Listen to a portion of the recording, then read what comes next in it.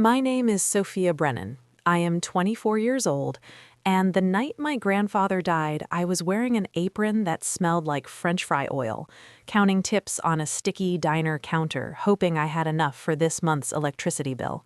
I did not.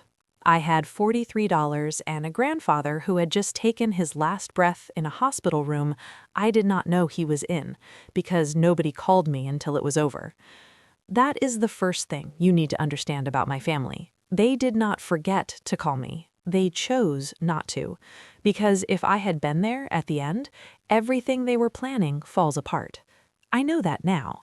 I did not know it then. Stay with me, because what happened next is not the story you think it is. It does not end with me winning and them losing and everybody getting what they deserve in clean, satisfying portions. It ends with me standing in a parking garage at midnight, reading a letter my grandfather wrote me 3 years before he died, finally understanding why he used to say, "Sophia, the most dangerous thing in the world is a person who has nothing left to prove." He was talking about himself. He was warning me about my father. And he was, without my knowing it, describing exactly who I was going to have to become. I grew up in the kind of house that looked perfect from the street. Big colonial, white shutters, a flower bed my mother maintained with the intensity of someone whose self-worth depended on it, which it did. We lived in Clearwater Falls, a mid-sized town in Pennsylvania where everybody knew everybody, and reputation was the only currency that actually mattered. My father, Douglas Brennan, was a property developer. Not wealthy by my grandfather's standards, but comfortable, respected, locally powerful in the way that men who have lunch with the right people tend to be. He wore his confidence like a second jacket. He never raised his voice because he never needed to. When Douglas Brennan looked at you a certain way, you simply understood. My mother, Linda, was elegant and brittle, the way certain things are that look strong until the exact moment they are not. She organized charity luncheons and remembered everyone's birthday and had never once in my memory told me directly that she loved me. She showed affection through implication, through presence, through the careful arrangement of my childhood bedroom and the college pamphlets she left on my desk when I was 16, which I understood to mean, "This is who you will be." I was not who she had planned. My sister Claire was. Claire was 27, 3 years older than me, prearranged by the universe for exactly this family. Organized, polished, strategic. She had married well at 25, a man named Harrison who wore boat shoes unironically and managed a private equity fund. My parents spoke about Claire the way people speak about good weather, gratefully, as though her existence was a personal favor done to them. And then there was me. I had dropped out of my sophomore year of college after my father told me he would not continue funding a degree in social work because, and I am quoting directly, "That is not a career, Sophia, that is a hobby with a debt attached." We had a fight that lasted 3 days. At the end of it, I packed 2 bags and drove to the city and got a job at a diner called Polly's on the east side and rented a room from a woman named Gloria who had 6 cats and strong opinions about herbal tea. That was 2 years ago. My grandfather called me the day I left. I do not know how he found out. He always found out. He said, "You doing okay?" I said, "Not really." He said, "Good. That means you're paying attention." He said it like it was the most natural thing in the world. That was Arthur Brennan, 83 years old, started a construction and real estate company in 1968 with borrowed tools and a reputation for showing up exactly when he said he would. Built it over 50 years into something worth, as I would later learn in a room full of people who wished I wasn't there, approximately $6.4 billion. He drove a truck until he was 79. He tipped generously and remembered servers' names. He had a battered leather notebook he carried everywhere and wrote things down in it constantly, which my father found embarrassing and which I had always found fascinating. He called me every Tuesday at 7 p.m. without fail. When my father cut off my tuition, Grandpa Arthur started depositing $300 into my account every month. He never mentioned it. I never mentioned it. It was just there, the first of every month, quiet and reliable as sunrise. The last time I saw him was 4 months before he died. He had driven himself to the city, which he was absolutely not supposed to do at his age, a fact my father had communicated loudly on multiple occasions, and appeared at Polly's at 6 p.m. on a Wednesday and sat in my section and ordered the meatloaf. He ate the whole thing. He left me a $40 tip on a $14 meal. Before he left, he gripped my hand across the table and looked at me the way he sometimes did, steady and long, like he was making sure he was seeing me clearly. He said, "You know I'm proud of you." I said, "For what? I'm a waitress." He said, "You're a person who kept going when stopping would have been easier. Don't minimize that." He left. I watched his truck pull out of the lot. That was the last time. It was a Tuesday in March. 7 p.m. came and went, no call. I told myself he had forgotten. He had never forgotten, not once in 2 years, but people are allowed one lapse. I told myself he was busy. I told myself a lot of things that Tuesday night while I finished my shift and drove home to Gloria's house and fed 2 of her cats while she was at her book club. At 11:15 p.m., my phone rang. It was Claire. "Hey," she said. "So, Dad wanted me to call you." Something cold moved through me immediately. What happened? It wasn't a question, my voice already knew. "Grandpa had a heart episode this afternoon. They couldn't... Sophia, he passed away about 2 hours ago. I'm so sorry." 2 hours ago? He had been gone for 2 hours before anyone called me. "I know," Claire said, like she could hear the math I was doing. "I know. I told Dad to call you when it happened. He said he would. I should have just called myself. I'm sorry." There it was. My father had decided when I would be informed. That was the moment I understood, without being able to articulate it yet, that the week ahead was not going to be about grief. It was going to be about control. And my father had already made his first move. The funeral was 4 days later. I drove 3 hours in a car that needed new brakes, wearing the nicest dress I owned, which I had bought at a consignment store, and which was perfectly fine, and which I was aware my mother would notice was consignment within 30 seconds of seeing me. She did. Her eyes went to the fabric, then to my face, and she smiled warmly and said, "You look tired, sweetheart. You should be taking better care of yourself." That was her version of hello. My father shook my hand. Not a hug. A handshake, like a colleague he had not seen in a while and was mildly pleased to run into. Claire hugged me and whispered, "I really am sorry about the call." I believed her. The funeral was beautiful in the way my mother arranged everything, precisely and impressively, and with the slight feeling that you were attending an event rather than a farewell. There were flowers I did not recognize, and catering, and a framed photo of my grandfather at 40, which was a good photo, but not the one I would have chosen. I would have chosen the one of him in his truck from 1987, cap pushed back, grinning like someone had said something funny. That photo was not on display. I stood by his casket for a long time after the reception thinned. I said, "I think something is about to happen, and I don't know if I'm ready." The silence said nothing helpful back, but I felt, standing there, the faintest echo of Tuesday at 7 p.m. Steady, reliable, present. I straightened my consignment dress and went to find my car keys. The envelope arrived 9 days after the funeral. It was official, embossed, the kind of envelope that means something is about to be made legal and permanent. The estate of Arthur James Brennan, required attendance at the reading of the last will and testament. My name was on it. I stared at it for a long time. Then I called the one person I could think of to call. His name was Pete O'Coffer, and he was a paralegal I had become friends with when he used to come into Polly's on Thursday mornings and order the same breakfast every week and tip 30% and study case files between bites. We had talked enough over 2 years that he knew roughly the shape of my family situation. I read him the letter over the phone. He was quiet for a moment. Then he said, "Go, and pay attention to everything. Write it down if you can. Every word, every expression, every reaction." "Why?" I asked.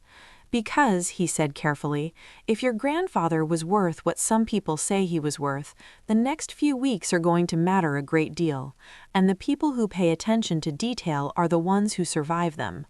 I went. The office of Brennan Estate Law occupied a low brick building on the edge of the county seat. Modest, wood-paneled, the kind of office that communicated competence rather than flash. My family was already there. My father sat at the center of the conference table in a suit that I recognized as his serious suit, the charcoal one he wore when he needed to project authority. His hands were folded on the table, his face composed into an expression of dignified grief that had clearly been practiced. My mother sat beside him, pearls, posture, a handkerchief she was not using but had staged on the table in front of her. Claire sat on my mother's other side, quiet, expression unreadable, her hands in her lap. And beside my father, leaning back slightly in his chair with the comfortable ease of a man who considers himself the protagonist of every room he enters, was a man I did not recognize. He was perhaps 55, expensive suit, the kind of tan that comes from deliberate outdoor leisure. He glanced at me when I entered, and his eyes moved on immediately, the way people's eyes move past furniture. I would learn later that he was my father's business partner, a man named Gerald Foss, who had apparently been invited to the will reading by my father because, as my father would explain in a voice that tolerated no questions, Gerald has been helping me plan for the estate transition. I filed that away. The attorney was a woman named Margaret Cho, 60s, reading glasses on a beaded chain, the energy of someone who had sat through a great many difficult conversations and found them collectively unimpressive. She waited until everyone was settled. Then she opened the portfolio in front of her and began. I, Arthur James Brennan, being of sound mind, do hereby declare this my final will and testament, updated and notarized 16 months prior to the date of my death. My father adjusted his cufflinks. To my son Douglas and his wife Linda, I leave the family property on Clearwater Lake and a cash distribution of $1.2 million. My father's hands stilled on the table. 1.2 million out of 6.4 billion. He kept his face perfectly composed. To my granddaughter, Claire Brennan Whitfield, I leave a cash distribution of $800,000 and my personal library, which I know she will care for. Claire looked at the table. Her expression was careful. She did not look at my father. And then, Margaret Cho removed her glasses, set them on the table, looked up. To my granddaughter, Sophia Ann Brennan, I leave the entirety of my remaining estate, all business holdings, all real property, all financial assets, all investment accounts, the complete and sole inheritance with no conditions, no trustees, and no oversight. Sophia is to assume full control effective immediately. The room did not breathe. For 4 seconds, the room simply did not breathe. Then Gerald Foss, the man I did not know, leaned forward and said, "That can't be right." My father said nothing. That was the thing that frightened me more than anything else that happened in that room. My father said absolutely nothing. He looked at the table, and something moved behind his eyes that I had never seen there before. Not rage, not calculation, something older and quieter and much more difficult to read. My mother's hand found her pearls. Claire looked at me for a brief moment, and her expression, unguarded in a way it almost never was, looked something like relief. Margaret Cho replaced her glasses. "Mr. Brennan left a recorded statement," she said. "He anticipated questions." She pressed a button on a small remote. The speaker on the credenza filled the room with my grandfather's voice. It was so familiar that my throat closed immediately. If you are hearing this, then I am gone, and the room is probably not comfortable right now. Let me say what I want to say directly, because I never had patience for going around things. Douglas, I love you. You are my son. But you have spent 30 years managing other people's money, and in that time you have learned to see wealth as a thing to be controlled rather than a thing to be used. I cannot leave what I built to someone who will use it to consolidate his own position. That is not what I built it for. Sophia, you are working in a diner and living in a rented room, and you have not asked me for anything except my time. You have called me every Tuesday, and you have never once, in our conversations, asked what was in my will. That is the entire reason you are hearing your name right now, not because you are perfect, because you are honest. I am trusting you with something that took me 50 years to build. I am not doing this because I think you have all the answers. I am doing this because I believe you will ask the right questions. Take care of the people who built this with me. That is the only instruction that matters. The recording ended. Gerald Foss said, "This is grounds for contest, clearly." My father looked up from the table then. He looked at me, and what I saw in his face was not what I had spent my whole life seeing there. It was not dismissal. It was not calculation. It looked, and I could be wrong, I have been wrong about my father before, it looked like he had just heard something he already knew was true and had been hoping would not be said out loud. Margaret Cho said quietly, "Mr. Brennan was evaluated cognitively on 2 separate occasions in the 16 months before his death, both at his own initiative. The results are on record with this office and with 2 independent law firms. If you intend to contest, you should consult your own attorney about the strength of that position." She closed the portfolio. The meeting was over. I drove back to the city that evening. I did not go back to Gloria's house immediately. I drove around for a while, which is something I do when I need to think and cannot sit still. $6.4 billion. I said it out loud in the car to hear what it sounded like. It did not sound real. It sounded like a news story about someone else entirely. My phone started going off before I reached the highway. My mother, "Sophia, we need to talk calmly about what this means for all of us. Call me when you're ready." Gerald Foss, who apparently had my number from somewhere, "I'd love to meet for coffee this week. I have some thoughts that might be useful to you." My father, nothing. My father did not text, did not call. That silence was louder than anything else. Claire texted at 10 p.m., just, "How are you doing?" I typed back, "Honestly, no idea. You?" She replied, "Same. Can we talk this week? Not about the estate, just talk." I said yes. 3 days later, my father appeared at Polly's. He did not toll ahead. He walked in at 7:30 p.m. on a Thursday, sat in my section, and waited. I saw him when I came out of the kitchen. We looked at each other across the diner floor. He was in the serious suit. He looked, for the first time in my memory, like a man who was not entirely certain what he was going to say next. I walked over. He said, "Can you sit for a minute?" I said, "I'm working." He said, "I know, I'll wait." He ordered coffee and sat there for 45 minutes until my section slowed down. Then he sat across from me and looked at the table for a moment before he spoke. He said, "I am not here to ask you to sign anything. I want you to know that." I waited. He said, "Gerald is going to push for a contest. He has been planning this with me for a long time.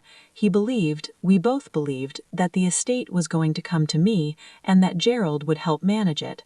He has already invested time and resources into that assumption." He paused. "I am telling you this because I think you should know what is coming. Gerald is not going to stop because of a recording and a legal document. He is going to push." "Why are you telling me this?" I asked. He looked at me then, directly. He said, "Because he is not family, and whatever else is true between you and me, that is true." He put money on the table for the coffee and left. I stood in the middle of the diner floor holding my order pad, and I did not know what to do with what had just happened. Pete Okafor, when I called him later, said, "Write down everything he said, word for word, right now." I did. Then I called my grandfather's attorney, Margaret Cho. She was not surprised to hear from me. She said, "I was expecting your call somewhat sooner, actually. Come in tomorrow morning. There are things you need to see." Margaret Cho's office looked different in the morning light. She had coffee ready and a folder on the desk that was considerably thicker than the one from the will reading. "Sit down," she said. "Your grandfather was thorough. I want you to understand exactly what he built around you." She walked me through it for 2 hours. The protective clauses were the first thing. any attempt by a family member or associated party to claim representative authority, contest the will through allegations of diminished capacity, or interfere with sole inheritance through legal action would trigger automatic exclusion from any future estate claims. The clause had been filed with 3 separate law firms. It was airtight by design. The second thing was a secondary financial structure, accounts held in a separate trust, accessible only to me, that could not be frozen or disputed during any litigation period. My grandfather had ensured that even in a worst-case legal battle, I would have operational funds and could not be starved into a settlement. The third thing was a notebook. Margaret placed it on the desk between us. Worn leather, edges soft from years of handling, my grandfather's name embossed on the cover in faded gold. "He left this with me 4 months ago," she said, "along with instructions that it be given to you after the will reading." I opened it. The first page said, in his handwriting, "For Sophia, in case they make things complicated." The entries went back 3 years. He had been writing about my family with the careful, observational precision of someone taking notes on a problem he was trying to solve. Douglas's business decisions, the partnership with Gerald Foss and the aspects of it that concerned him, my mother's management of the family's social position, Claire's quiet navigation between 2 worlds, and then, scattered throughout, entries about me.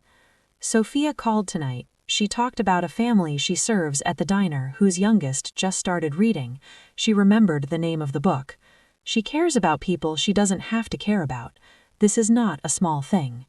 Sophia came for Christmas. Douglas made a comment about her job. Sophia did not defend herself or apologize.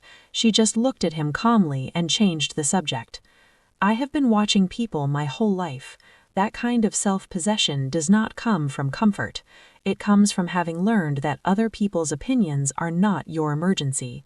She is ready, she just does not know it yet." I sat in Margaret Cho's office and read my grandfather's handwriting, and the world outside the window continued its business entirely indifferent to what was happening to me. Margaret gave me time. When I looked up, she said, "He also left a contact list, people he trusted, who had agreed to make themselves available to you. A financial advisor who managed his portfolio, an operations director who has run the company for 11 years, a retired judge who has offered to serve as a neutral witness if disputes reach the courts." She slid a single index card across the desk. "He said to give you this last," she said. "He said you would know when to use it." On the card, in his handwriting, was a single line. "The most dangerous person in the world is someone who has nothing left to prove. Be that person, Sophia." I folded the card, put it in my pocket, drove back to Gloria's house, fed 2 cats, called Pete Okafor. He said, "Okay, tell me everything." I did. He was quiet for a while. Then he said, "Sophia, he didn't just leave you money, he left you a war chest." "I know," I said. He said, "Gerald Foss is going to file, probably within the next 2 weeks." "I know," I said. He said, "Are you ready?" I thought about the notebook, about the index card in my pocket, about my grandfather sitting in my section at Polly's ordering the meatloaf and leaving a $40 tip on $14. I said, "I think I've been getting ready for a while. I just didn't know that was what I was doing." Claire called on a Sunday morning. "Not about the estate," she said. "You promised." I remembered. She drove to the city and we walked along the river for 2 hours and we talked about things we had not talked about since we were children. What it was like growing up in that house, what it cost her to be the one who fit, what it cost me to be the one who didn't. She said, "I always thought you had it easier in a way. You left, you got out from under it. I stayed and I kept performing, and by the time I looked up, I couldn't remember if any of it was actually me." I said, "I thought you had it easier because at least they approved of you." She said, "Approval is not the same as being seen." We walked in silence for a while. Then she said, "Gerald Foss called me." I looked at her. "He asked me to provide a statement supporting the contest," she said, "saying that I had concerns about Grandpa's state of mind in the last year." She stopped walking. "I told him no," she said. "I want you to know that. I told him Grandpa was sharper at 83 than most people are at 50, and I would not say otherwise under any circumstances. I studied my sister's face. She looked tired in a way that had nothing to do with sleep. She said, "I also think you should know that Dad asked me to talk to you, not on Gerald's behalf, his own. He wanted to know if you were okay." I said, "He could have asked me himself." Claire said, "I know, I told him that." She looked at the river. She said, "I think he's trying to figure out what he is in this situation. He spent a long time planning for something that isn't happening, and instead of being angry at Grandpa, which I think is what Gerald expected, he's just quiet. He's been very quiet." I thought about the diner, his face across the table.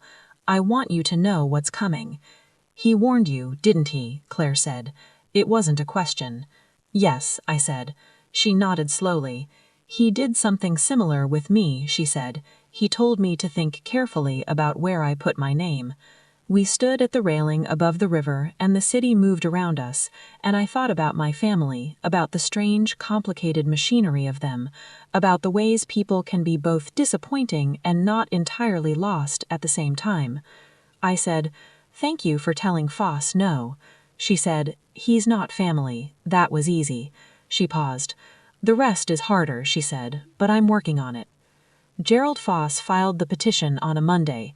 Diminished capacity, undue influence, a 26-year-old with no business experience being left with a $6 billion empire by an elderly man who had demonstrated increasing dependency on his company in his final years. It was a clean narrative. It was almost entirely constructed. My attorney, a woman named Renata Vance, who had been recommended by Margaret Cho and who had the quiet certainty of someone who had never lost a case she believed in, called me when the filing hit. She said, "Good, I was hoping they would." I said, "That is a strange response." She said, "They have filed a complaint in a case where your grandfather spent 16 months specifically preparing the legal defeat of this exact complaint. This is not bad news, Sophia. This is them walking into a room your grandfather designed." The hearing was 3 weeks out. In those 3 weeks, I did not disappear. I had spent my whole life making myself smaller in spaces that did not seem to want me, shrinking my presence, apologizing for my choices, explaining myself to people who had already decided what I was. I was done with that. I went to a board meeting of the company's community foundation. I introduced myself as Arthur Brennan's granddaughter, and I sat in the chair and I participated. And when people looked at me with uncertainty, I looked back at them steadily and waited. People come around when you stop explaining yourself and simply exist. By the second meeting, 2 of the board members had approached me separately to say they had worked with my grandfather for years and were glad I was there. I bought a house. A small one, 3 bedrooms, a garden that needed work, on a quiet street in a neighborhood my grandfather had invested in 30 years ago. The neighbors had a sign on their fence that said, "Arthur Brennan helped build this block. We won't forget." I stood in my empty living room the night before I moved in and said out loud, "Nobody can make me leave." It sounded different from all the houses I had ever said things in. It sounded true. The morning of the hearing, I wore a plain white blouse and gray trousers and flat shoes and no jewelry except my grandfather's watch, which Margaret Cho had set aside for me with a note that said, "He wanted you to have this specifically. He said you'd know when to wear it." I wore it. My family sat across the aisle, my father, my mother, and beside them, the architect of this proceeding, Gerald Foss, whose expression was that of a man who had done this before and expected to do it again. Claire was not with them. She sat in the gallery behind me. I felt her there before I turned around. When I did, she gave me a nod that was so small you would miss it if you were not looking. I had been looking. Their attorney delivered the expected performance. Elderly man, his later years, increasing emotional dependency on his youngest granddaughter, a young woman with no financial background, no assets, no experience. The responsible thing, the loving thing, the thing Arthur Brennan himself would have wanted, was proper management by people with the expertise to protect his legacy. It was smoothly done. It was a performance designed for an audience that did not have the notebook. Renata Vance did not rush. She placed 3 items on the table in front of her. She said, "Your Honor, before I address the claims made here today, I want to submit 3 pieces of evidence that will establish the entire context for what you are about to hear." The first was the cognitive evaluations, 2 independent neurological assessments, both conducted at my grandfather's initiative, both dated within the 16 months before his death, both finding him fully and entirely cognitively intact. She read the relevant conclusions aloud. The room was quiet. The second was Gerald Foss's own communications, text messages and emails between Foss and my father, spanning the past 18 months, in which they discussed the anticipated inheritance and Foss's plans for the estate, including a proposed management fee structure, investment redirections, and a partnership restructuring that would have benefited Foss's existing business interests considerably. Foss went very still. My father looked at the table. The third was the notebook. Renata held it up. This was Arthur Brennan's personal journal, kept for the last 3 years of his life, and entrusted to his attorney with instructions that it be submitted as evidence if this proceeding occurred. She read 4 entries. The first was about my father's partnership with Foss and the aspects of it that concerned my grandfather. The second was about the plan my grandfather had begun forming. The third was dated 14 months before his death. I have made my decision. It has been made for some time, truthfully. I am writing it here because I want there to be a record of my reasoning in my own hand, on a day when no one is watching, and I am answerable to nothing but the truth. Sophia is the one I trust with this, not because she is perfect, because she is honest, because she has never tried to manage me, because when she calls on Tuesday, she asks how I am sleeping and actually waits for the answer. These are not small things. These are everything. The fourth entry was the last one in the notebook, dated 6 weeks before his death. If they come for her after I'm gone, let them. It will only prove what I already know. The ones who reach for what isn't theirs have already told you everything about themselves. Sophia doesn't need to fight them. She just needs to stand still and let them finish. The courtroom was very quiet. The judge looked at the notebook, looked at Foss, looked at my father, who was still looking at the table. She said, "I have read the protective clauses in the estate documents, and I have heard the evidence presented here today. The petition is denied. The estate remains solely in the control of Sophia Ann Brennan. This court further notes that the communications submitted today regarding Mr. Foss's anticipated financial arrangements with this estate warrant review. That matter is referred accordingly." The gavel. Gerald Foss stood immediately and said something to my father in a low, tight voice. My father did not respond. He sat there for a moment longer than everyone else. Then he looked up. He looked across the aisle at me. He did not say anything. He nodded once. It was a small nod, barely a movement at all, but it was the first time in my memory that my father had looked at me and nodded without it meaning, "You have met the minimum requirement." This nod meant something else. I am not sure I have the right word for it yet. I stood up, and Claire was immediately beside me, her hand briefly on my shoulder, and we walked out of the courtroom together into the bright, ordinary business of an afternoon that did not know or care that something in me had just permanently rearranged. Gerald Foss exited my father's life the way people like him always do when the arrangement stops working, quickly, without ceremony. I heard from Claire that the business partnership was dissolved within a month of the hearing. My father did not call me. I did not call him. But 6 weeks after the courtroom, he drove to my new house. He stood on my porch in a plain jacket, no cufflinks, and looked at the garden I had been slowly working on and said, Your grandfather used to say a garden tells you everything about a person's relationship with patience. I said, I know, he told me. My father said, it was rude of him to tell you and not me. That was the closest thing to a joke I had ever heard from him. I said, do you want to come in? He said, not yet, maybe another time. He stood there another moment. He said, he chose well. Then he left. I stood on the porch and watched his car until it turned the corner, and I let myself feel the full, complicated weight of those 3 words without trying to make them smaller or larger than they were. He chose well. 3 words from a man who had spent 30 years choosing other things. I did not know what we were going to be to each other. I do not know now. But the door was open slightly for the first time, and that was something I had not expected and had not known I needed until it happened. Claire and I have lunch every other Thursday. We are learning who we are to each other outside the context of a family that required us to be in competition.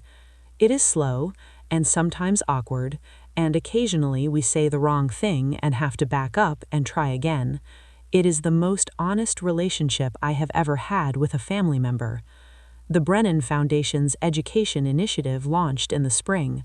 We fund early literacy programs, teacher grants, and a scholarship for students who, for whatever reason, found the traditional path interrupted.